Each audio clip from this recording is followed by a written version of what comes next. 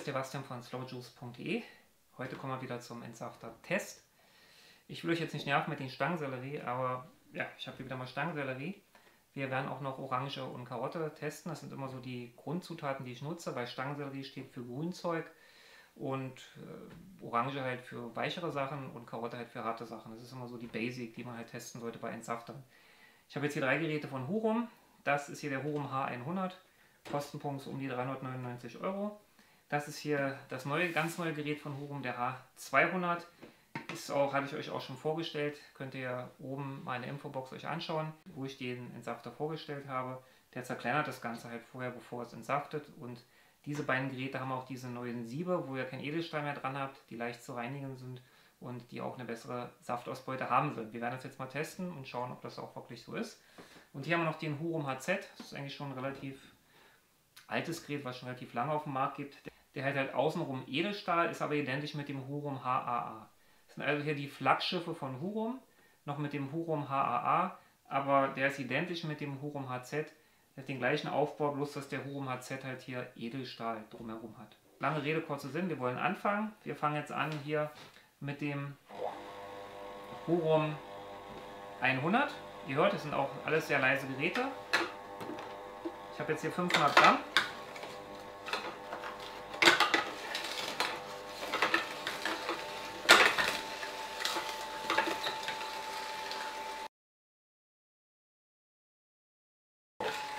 Dann noch die letzten 2 Stücken rein hier.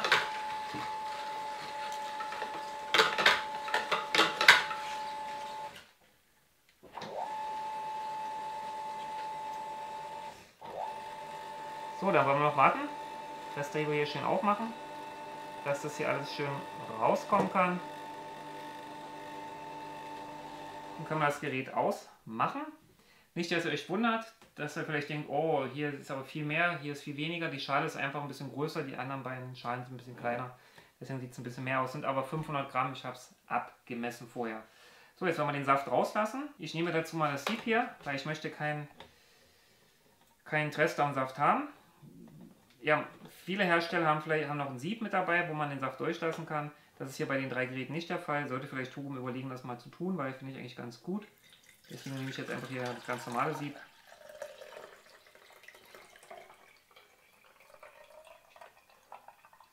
So, wir machen nochmal an, dass auch der Restsaft noch rauskommen kann. Es bewegt sich immer so ein bisschen, das ist normal, weil das Gehäuse das halt ausgleichen muss, den Druck, der entsteht. Also keine Sorge, nicht, dass ihr anruft und sagt, Hilfe, mein Entsafter ist kaputt, sondern das ist normal. Ausmachen, Saftklappe zumachen. So, dann haben wir das jetzt hier erstmal als Ergebnis. Können wir das wegstellen. Machen wir gleich weiter. Hier kommt der Hurum H200, das neueste Gerät von Hurum. Ich mache mal die Klappe hier oben auf, das geht ein bisschen schwerer. Ihr müsst hier also anfassen, dann so ein bisschen runterdrücken und dann ist hier der Deckel auf. So, jetzt haben wir es ganz einfach. Wir machen hier oben erstmal alles rein, bevor wir anfangen. Also wirklich gar kein Zeitaufwand mehr groß. Alles reinhauen hier oben. Ich habe es hier bis oben hin befüllt mit den 500 Gramm. Zugemacht. Gucken wir mal, ob er das leistet. Richtig zumachen das Ganze. Und jetzt stellen wir das ganze Gerät an und gucken mal, was passiert. Ich hoffe, er fällt hier nicht auseinander.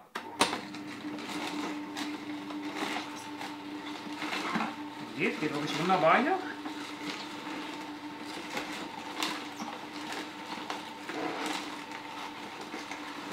Jetzt fängt der erste Saft an, sich zu sammeln. Das ist schon eine Leistung mit dem Stangensellerie hier, ne? Das ist schon nicht so einfach für ein vertikales Gerät.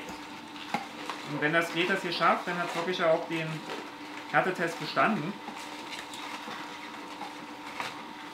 Gut, schon geht voran hier.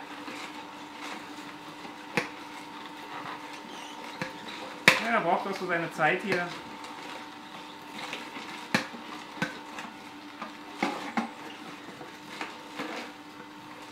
Muss schon ein bisschen mit dem Stößel arbeiten, damit ihr da zurechtkommt. Ich habe jetzt hier auch klein geschnitten. Wenn ihr jetzt zum Beispiel Orangen oder Äpfel habt, müsst ihr nicht klein schneiden. Könnt ihr einfach so reintun. Aber beim Stangensellerie geht es ja nicht, weil ich kann ja nicht die ganze Stange oben reinpacken, muss also klein geschnitten werden.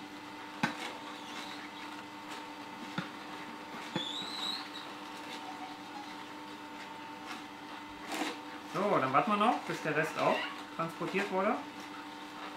Also man hat jetzt hier zwar keinen Aufwand, kann jetzt alles reinpacken, aber ihr seht auch hier, dauert es seine Zeit, um das alles zu verarbeiten.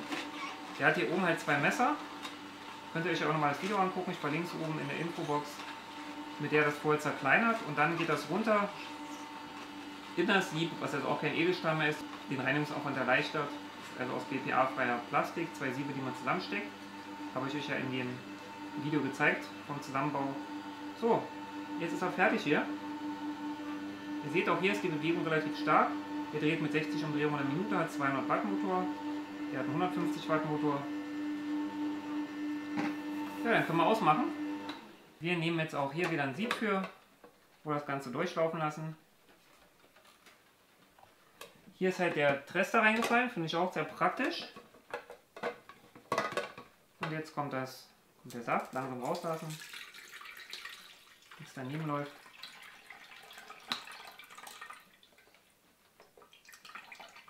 Ich habe auch ein Video über das Fasten gemacht, wen das interessiert. Der sollte jetzt hier oben die Infobox anklicken. Dann könnt ihr euch das Video angucken zum Fasten. Ich mache es mal kurz an, damit der Rest Saft noch rauskommt, der eventuell noch drin ist. Gut, dann soll es das gewesen sein. Und dann können wir hier wieder zumachen. Dann kommen wir jetzt zum Hurum HZ. Ich nehme jetzt mal kurz den Schlüssel hier vom H200, muss ich natürlich aufpassen, dass ich da nicht so weit mit runter drücke. Jetzt geht das nämlich auf die Schnecke. Und ihr seht, das geht hier eigentlich schon ganz gut von alleine. Muss man eigentlich nicht, den Schlüssel braucht man hier gar nicht, keinen Stangensellerie jedenfalls nicht. Geht also auch hier relativ fix.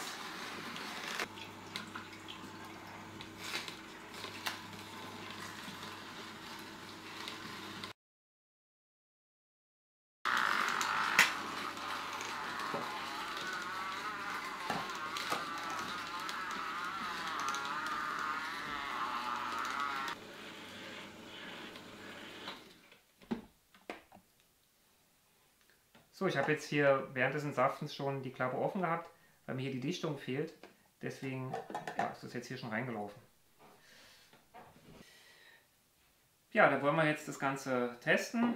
Wir gucken erstmal, wie viel Trester jetzt überhaupt im Saft war. So, ihr seht schon, ich zeige euch mal kurz. Das hier war vom Hurum H100. Ihr seht's. Das hier ist der Hurum H100, hier ist der Hurum H200. Ihr seht das ungefähr gleich viel Trester am Saft. Das sind also die Siebe ohne Edelstahl. Ja, jetzt halte ich diese beiden Siebe mal, oder hier halte ich mal ein Sieb davon im Vergleich jetzt zum Hurum HZ. Ihr seht, dass hier fast gar kein Trester im Saft drin ist beim Hurum HZ. Der hat ein Edelstahlsieb. Ihr seht, also das ist auch der Nachteil von diesen Sieben, die keinen Edelstahl haben, dass sie halt relativ viel Trester am Saft haben. Ja? Nicht umsonst nimmt man zum Beispiel auch beim Angel Juicer Edelstahl und nicht irgendwas anderes. Man muss es halt einfach reinigen. Man muss halt Abstriche machen und muss einfach schauen, was man möchte. Möchte man wenig reinigen, gut, dann hat man halt hier beim Hurum 100 und beim Hurum H200 viel Trester am Saft und hier beim Hurum HZ hat man halt im Prinzip fast gar kein Trester am Saft, weil es halt auch ein Edelstahlsieb ist. So, jetzt nehmen wir einfach mal hier ein bisschen Trester raus. Ich stupfe das hier so drauf. Ja, ist schon noch sehr viel Feuchtigkeit drin, das habe ich Ihnen schon gemerkt. So, hier müssen wir jetzt ein bisschen gucken, wie wir da rankommen. Ist auf jeden Fall trockener. Also, es war jetzt auf jeden Fall ein bisschen trockener beim Hurum H200. Jetzt gucken wir mal bei dem hier, beim Hurum HZ. Ja, Hurum HZ ist ungefähr vergleichbar von der Feuchtigkeit her mit dem Hurum H200. Ich halte es mal hier rein. Also, ihr seht das. Hier ist der Hurum HZ, hier ist der Hurum H200, hier ist der Hurum H100. Ihr seht auch, dass ich habe jetzt ungefähr gleich stark drauf gedrückt und hier ist halt auch die Flüssigkeit, hat sich das ganz schnell verteilt auf dem Küchenpapier. Ist auch ein ganz großer Fleck. Hier die beiden Flecke sind ungefähr gleich groß und auch ein bisschen trockener. Also kann man sagen, dass von der Feuchtigkeit her hier beim Dresdner, beim HZ und H200 ist vergleichbar. Der Hurum H100 hat am meisten Feuchtigkeit gehabt. So, dann fangen wir wieder an hier mit dem Hurum H100. Ich fülle das jetzt mal hier ab. In dieses Gefäß kann man das ablesen, wie viel Milliliter das sind. Also hier haben wir 300 Milliliter, 60% Saftausbeute, 300 Milliliter beim Hurum H100. Ich fülle das mal ab in die Flasche hier.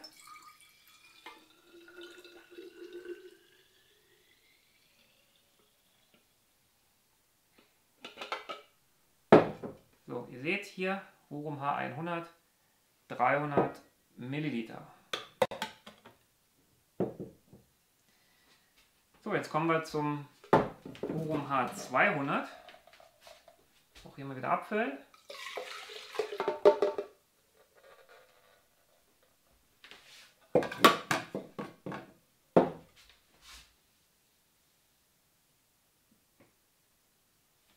Ja, er hat also auch 300 Milliliter. Fülle ich jetzt hier auch wieder ab. Auch wieder 60% Saftausbeute bei Stangensellerie. Ging eigentlich ganz gut mit dem Stangensellerie. Stellen wir mal hier neben, ob es auch stimmt. Ja, ist gleich. Also 300 Milliliter. Und jetzt kommen wir noch zum Hurum HZ. Hurum HZ.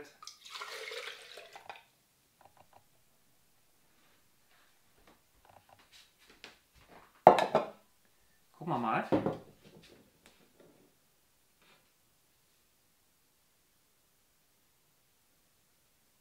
Also hier haben wir 350 Milliliter, das ist schon erheblich und erstaunlich. Das sind 70% Saftausbeute, also ihr habt 10% mehr Saftausbeute. Das liegt also an dem Edelstahlsieb, darum hat er mehr Saftausbeute. Ansonsten sind die relativ gleich. Also das Edelstahlsieb holt definitiv mehr Saft raus als die anderen beiden.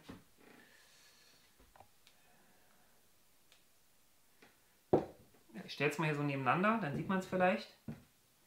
Gut, ist jetzt halt auch ein bisschen ungünstig. Ja, ihr müsst, die Flasche ist halt auch von der Größe her, also ich habe jetzt keine dritte Flasche gehabt, aber die Flasche ist jetzt auch wirklich hier ein bisschen im Durchmesser ein bisschen größer, deswegen sieht das jetzt zwar identisch aus, aber ist nicht identisch. Der Durchmesser ist ja viel kleiner von der Flasche. Ich mache jetzt mal Folgendes. Ihr seht das hier, die drei Resultate. Ich mache jetzt mal Folgendes. Ich kippe jetzt hier das nochmal rein, weil die waren ja gleich, die beiden. Und dann fülle ich das nochmal ab aus der Flasche und dann könnt ihr das nochmal sehen, dass es auch wirklich mehr war. Nicht, dass nachher manche wieder sagen, ja, sieht doch gleich aus. Also 350 Milliliter müssten hier gerade so reinpassen. Hier passen nämlich 360 Milliliter rein. Also es waren dann halt doch 360 Milliliter.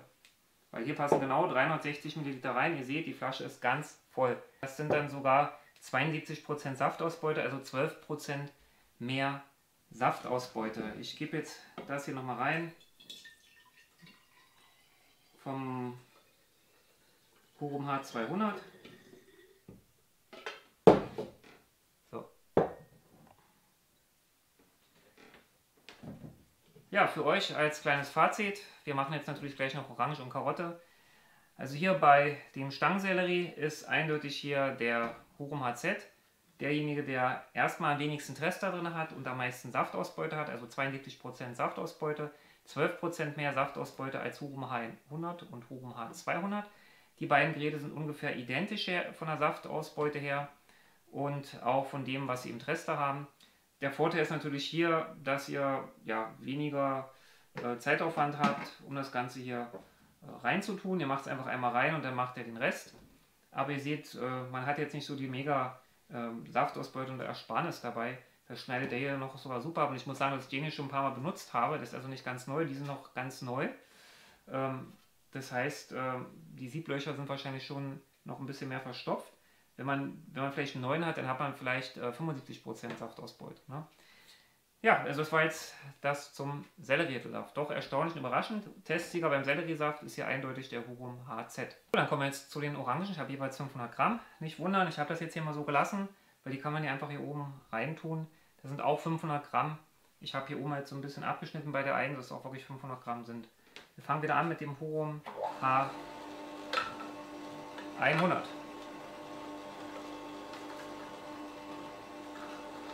Stößel brauchen wir hier nicht, ihr seht das, geht eigentlich von ganz alleine. Wenn die Stücken vielleicht ein bisschen größer sind, kann man nachhelfen. Geht ja relativ schnell, schneller als mit dem Stangensellerie.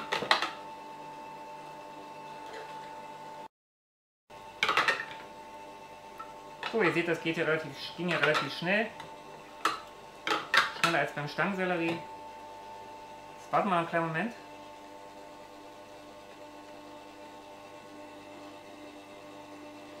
Bis der Trester dann jetzt hier auch rausgedrückt hat.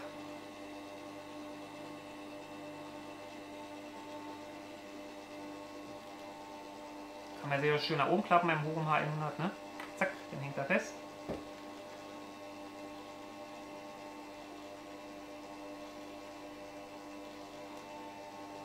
Gut, dann können wir wieder das Gerät ausmachen. Und jetzt lassen wir den Saft langsam ab.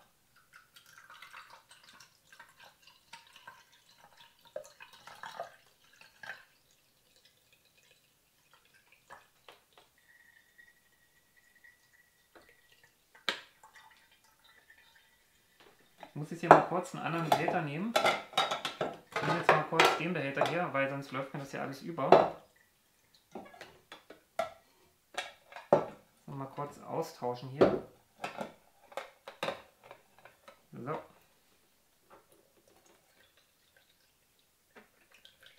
Machen wir das Ganze nochmal an.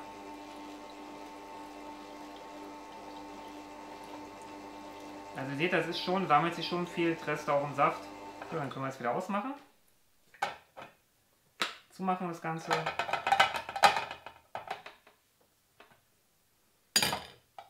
Geben wir jetzt hier den Saft noch wieder rein. So, runterstellen. Und das Sieb hier wieder drauf liegen. Wir kommen zum Hurum 200. Können wir hier das wieder aufmachen, den Deckel. Machen wir hier einfach die Orangen rein. Das ist halt der Vorteil auch vom Hurum H200, dass man hier wirklich nicht klein schneiden muss, gerade wenn man gerne Orangen oder auch Äpfel oder auch andere Sachen halt, rote Beete oder auch Knollensellerie hat, dann macht sich das natürlich schon bezahlt, auch von der Zeit her. Aber gucken wir mal, wie der das schafft. Machen wir wieder an. Schlüssel nehmen, dass wir ein bisschen was draufdrücken auf die Messer. Ich habe es natürlich jetzt ein bisschen extrem gemacht, aber Hurum wirbt damit, dass das Messer das alles schafft hier, diese beiden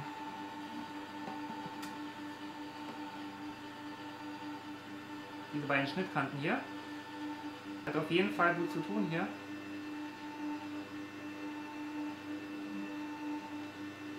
Aber so langsam geht es vorwärts. Man muss ja das erste schneiden und zerstückeln. Dauert schon auch seine Zeit. Man muss es halt nicht mehr schnippeln, man kann es halt reintun. Dann kann man halt irgendwas anderes machen, geht kurz weg.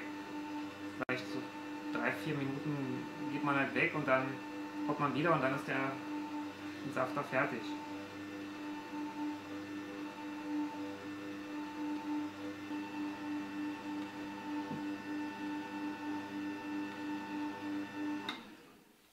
So, dann soll es das gewesen sein. Und jetzt lassen wir das Ganze noch ab.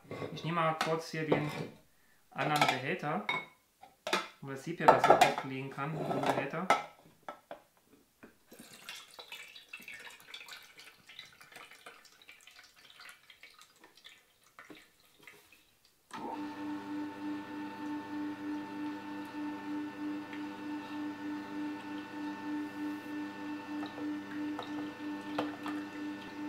Gut, dann können wir ausmachen.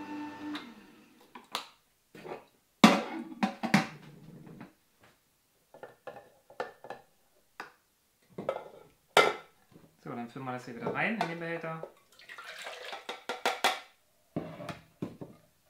Den hier wieder drunter.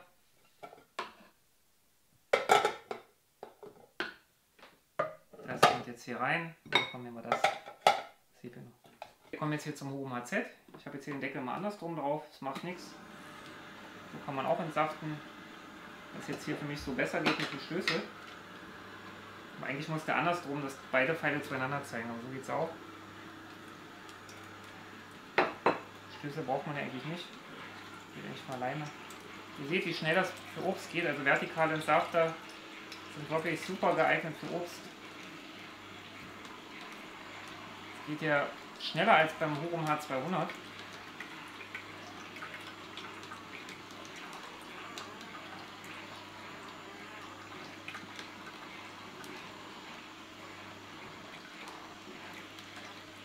So, hier noch drücken.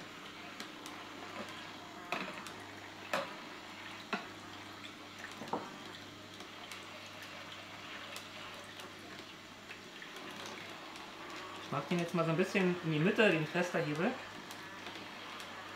Hier habt ihr einen Tresterhebel, hier habt ihr schon die modernen Hebel dran. Dann noch hier ein bisschen nachhelfen.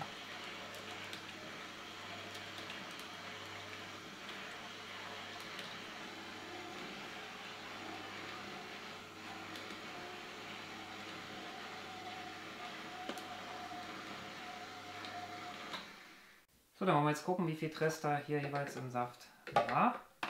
Hier haben wir wieder H200 und H100, das ist wieder ungefähr identisch.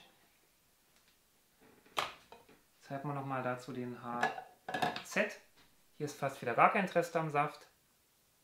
Seht ihr das?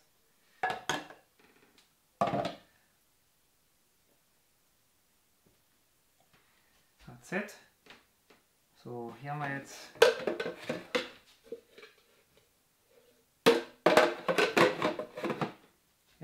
den H200. Es ist nicht so viel Trester jetzt hier drin gewesen, weil das meiste Zeug, 500 Gramm, befindet sich jetzt hier halt im Gerät drin. Hier war das wesentlich besser. Hier ist er so besser gut mit zurechtgekommen, weil er auch nicht so groß ist, sage ich mal, ist ein bisschen kleiner. Ja. Hier haben wir das Ergebnis. Hier haben wir den Hurum HZ, hier den H200, hier den H100. Ihr seht hier, der H200 hatte am meisten Saft im Prinzip noch im Trester. Dann kam der 100 und dann auch hier wieder der Hurum HZ. So, jetzt kommen wir zur Saftausbeute. Wir fangen wieder mit dem Hurum H100 an.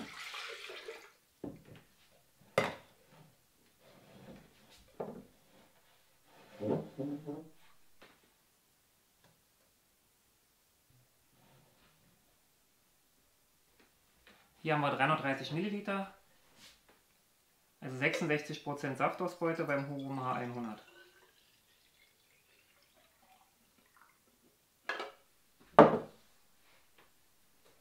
Seht, 330 Milliliter.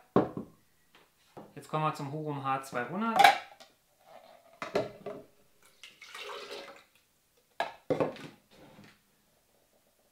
Haben wir 300 Milliliter Saftausbeute, also 60%.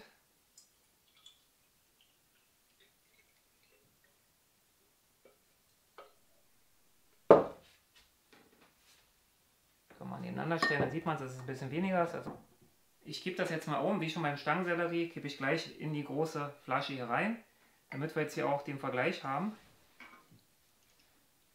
wie das jetzt beim Hurum HZ ist, weil ich gehe mal davon aus, dass der Hurum HZ wahrscheinlich wieder ein bisschen mehr haben wird, wegen dem Edelstahlsieb.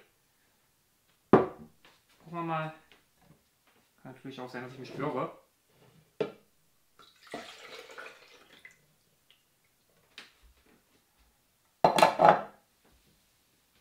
Also auch hier würde ich sagen 330 Milliliter Saftausbeute. Ich gebe das mal um.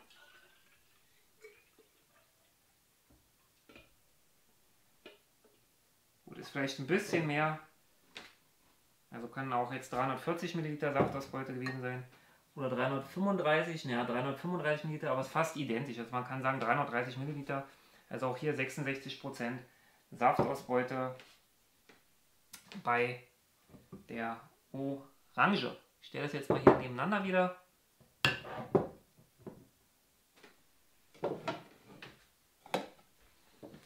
Gut, dann kommen wir zum Fazit. Also am wenigsten Trester hatte wieder hier der Hurum HZ drin.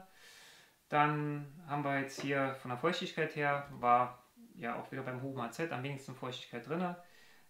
Bei dem dann kam halt der Hurum H100, dann der Hurum H200. Und ja, von der Saftausbeute her hat man beim Hurum H100 und auch beim Hurum HZ ungefähr identisch. Hier hat man halt am wenigsten Saftausbeute. Ich gehe mal davon aus, dass halt einfach noch zu viel Zeug, auch gerade bei Orange, in dem Gerät drin bleibt. Also dass halt mit Orange jetzt durch das Messer oben nicht so gut zurechtkommt und dass dann einfach weniger oder das mehr drin bleibt und eher weniger Saft dadurch rauspresst, weil zu viel Masse letztendlich drin ist und der kommt mit weichen Sachen halt vielleicht nicht ganz so gut zurecht als jetzt hier der Hurum H100 oder der Hurum HZ, weil die halt hier auch eine andere Technologie haben. Die haben halt nicht diese Messer, sondern man steckt es rein und wenn es gleich entsaftet, hier auch. Ja, also das könnte vielleicht der Grund sein. Also als Fazit, Testsieger wäre jetzt hier wieder der Hurum HZ, weil er einfach auch weniger Treste am Saft hatte. Dann kommt der Hurum H100 und dann kommt der Hurum H200. So, dann jetzt kommen wir zur Karotte. Ich habe hier wieder 500 Gramm Karotten. Wir wollen wieder beginnen hier mit dem Hurum H100. Ich mache das jetzt mal an hier.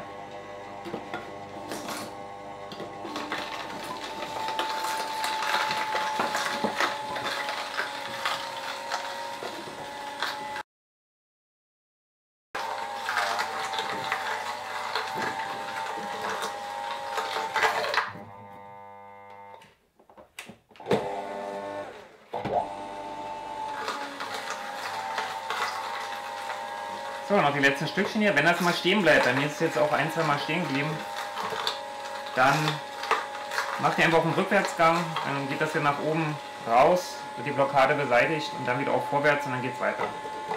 So, noch die letzten Stücken, das geht ja also alles sehr fix.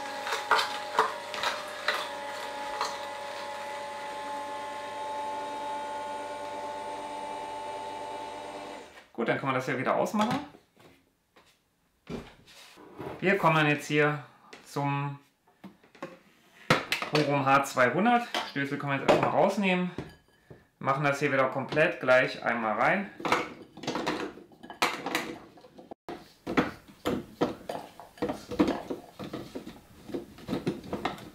So, haben wir das hier einmal komplett gefüllt. Wir brauchen nicht viel Kleinschnippel. Gut, bei Karotte habe ich jetzt ein bisschen klein gemacht, aber bei Orange, habt ihr ja vorhin gesehen, braucht man es nicht, bei Apfel auch nicht. Wir wollen das jetzt gleich anmachen und gucken, was passiert.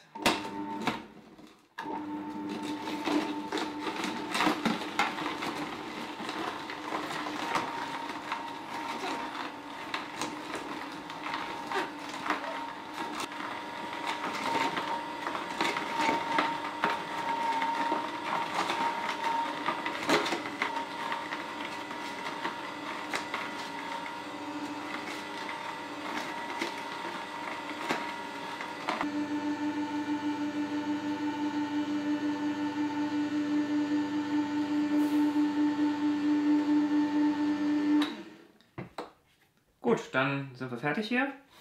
Kommen wir jetzt zum Hurum HZ.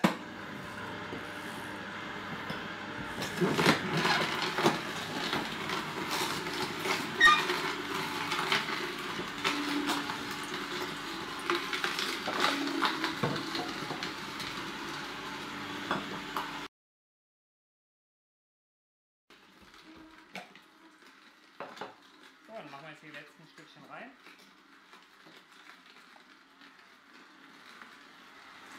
Nicht, dass ihr euch wundert, ich habe jetzt hier schon mal das Sieb draufgelegt, weil ich habe, wie gesagt, hier die Silikondichtung nicht mehr und dann läuft das halt immer raus. Deswegen wollen wir gleich das Sieb drunter packen, damit wir nachher auch sehen können, wie viel Rest da noch im Saft ist. Mal kurz aufmachen.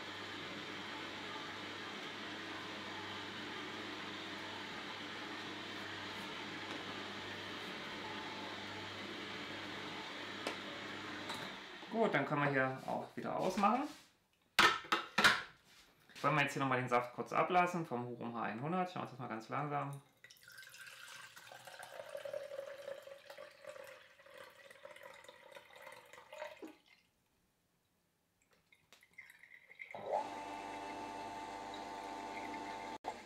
Kurz noch ein bisschen Saft nachrutschen lassen. So.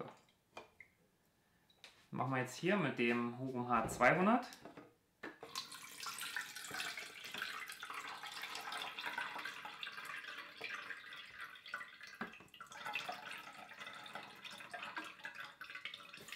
anmachen, damit wir noch mal ein bisschen Saft nachlaufen lassen.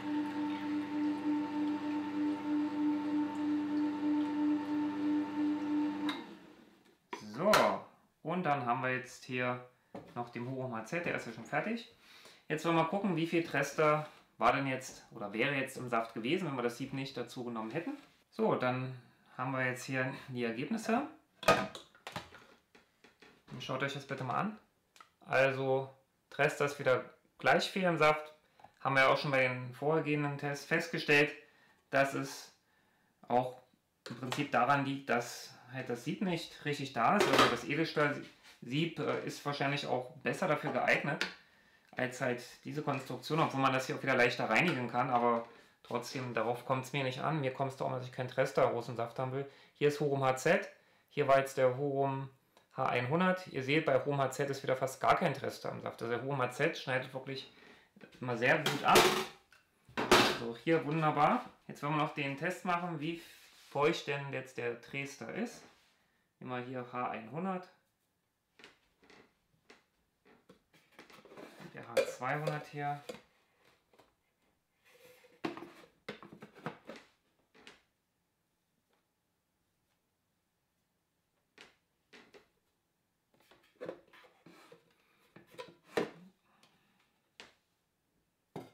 Und jetzt nehmen wir noch den Hurum HZ.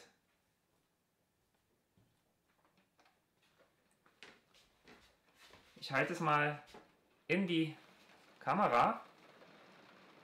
Ich würde sagen, der Hurum HZ, der Hurum H200 sind gleich und der Hurum H100 hat halt die meisten Feuchtigkeit im Prinzip auch drin gehabt. Jetzt wollen wir das Ganze noch abmessen. Wir fangen an mit dem Hurum H100.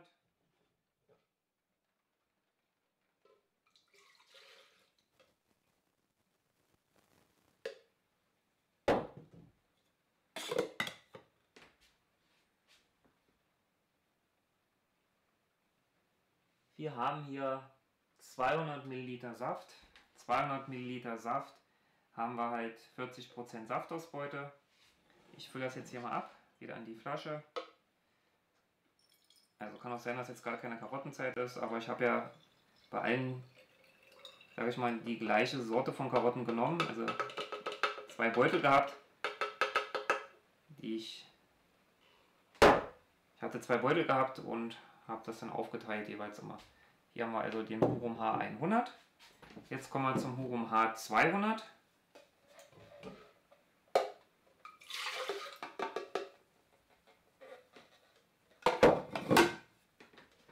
Gucken wir mal, wie viel wir jetzt hier haben.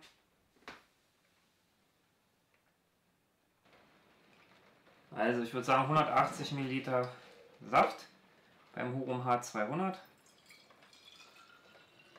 36% Saftausbeute jetzt, aber ich hatte es eben schon erwähnt, das kann auch an den Karotten liegen. Und schön viel Flüssigkeit in der Karotte hat, dann habt ihr natürlich auch mehr Saftausbeute. Ihr seht, wenn ich das jetzt hier nebeneinander halte, seht ihr, dass es wirklich kurz auf gleiches Level bringen, dass der H100 sogar ein bisschen mehr hat als der H200. Jetzt kommen wir noch zu guter Letzt zum HZ.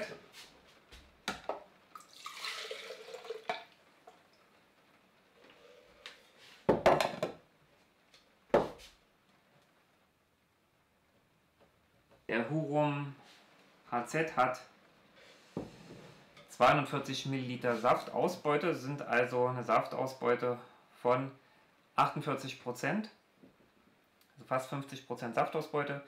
Ich fülle das jetzt hier mal ab, weil das war jetzt hier das wenigste, in die große Flasche vom Hurum H200. Ich habe leider keine kleinen Flaschen, hatte ich euch auch vorhin schon erklärt, keine dritte kleine Flasche. So, dann stellen wir das jetzt mal hier neben und dann füllen wir das jetzt hier rein in die kleinere Flasche, um dann auch wirklich zu sehen,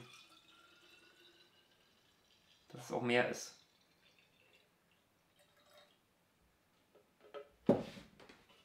So, dann zeige ich euch das nochmal in die Kamera. Schaut her, eindeutig mehr beim Hurum HZ. Seht ihr das? Ich mache es mal auf gleiches Level. Dann seht ihr das hier an der Kamera. Stellen wir es nochmal nebeneinander, weil das war jetzt hier mehr. Das war der Hurum H100. Das ist der Hurum HZ. Ihr seht, auch hier hat der Hurum HZ wieder am besten abgeschnitten. Ja, es liegt also wirklich dann auch an dem Edelstahlsieb, dass der wirklich dadurch auch mehr entsaften kann oder auch intensiver entsaften kann, weil das Sieb einfach feinporiger ist. Und hier lässt einfach zu viel durch. Hier hat man halt zu viel Kompromisse gemacht für die Reinigung auf Kosten halt der Saftquantität. Ja, ich finde, mir ist das nicht so wichtig mit der Reinigung. Ich setze gerne ein paar Minuten länger beim Reinigen, obwohl das jetzt hier auch schnell geht mit der Bürste. Habe dann aber mehr Saftausbeute. Und auch weniger Trester natürlich im Saft. Ihr seht, hier ist ja fast gar kein Trester am Saft beim Hurum HZ. Und hier bei den beiden Geräten ja, ist das halt nicht der Fall. Schlussfazit, was man hier ziehen kann. Der Testsieger von allen 3 Tests ist hier der Hurum HZ. Wir hatten jetzt zwar bei Orange ungefähr gleiches Ergebnis. Vom Trester war natürlich hier mehr drin, aber hier war fast wieder gar kein Trester drin, aber von der Saftausbeute war es ungefähr identisch. Beim Hurum H100 und auch beim Hurum HZ. Und ja, trotzdem ist hier der Testsieger, weil bei Stangensellerie hat er gewonnen, beim Karotte hat er gewonnen und ja, Orange war es wie gesagt gleich. Das ist hier Platz Nummer 1, Kostenpunkt hier 599 €. Hat auch gar kein Trester am Saft drin gehabt, also fast kein Trester, ihr habt es gesehen, das war minimal. Hatte fast immer die höchste Saftausbeute gehabt.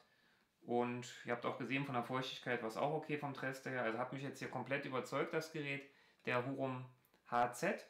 Als zweiten Platz haben wir hier den Hurum H100. Der Hurum H100 kostet 399 € und ja, hat halt zweitbestes Ergebnis erzielt. Und hier der Hurum H200 hat hier den 3. Platz belegt, weil er halt einfach auch am wenigsten Saftausbeute hatte in allen 3 Tests. Und auch vom Trester her war es ähnlich wie im H100. Da nehmen die sich nicht viel, weil die haben ja die gleiche Technologie. Die verwenden die gleiche Siebtechnologie, also ohne das Edelstahl. Wo habe ich euch ja schon gezeigt, auch wie man das Ganze zusammenbaut in den Aufbauvideos. Und ja, deswegen ist das hier Platz Nummer 3. Der kostet hier 579 €. Und das kann natürlich auch ein bisschen mit dazu zusammenhängen mit dem Messer, dass durch das Schneiden halt ja doch bestimmte Differenzen gibt.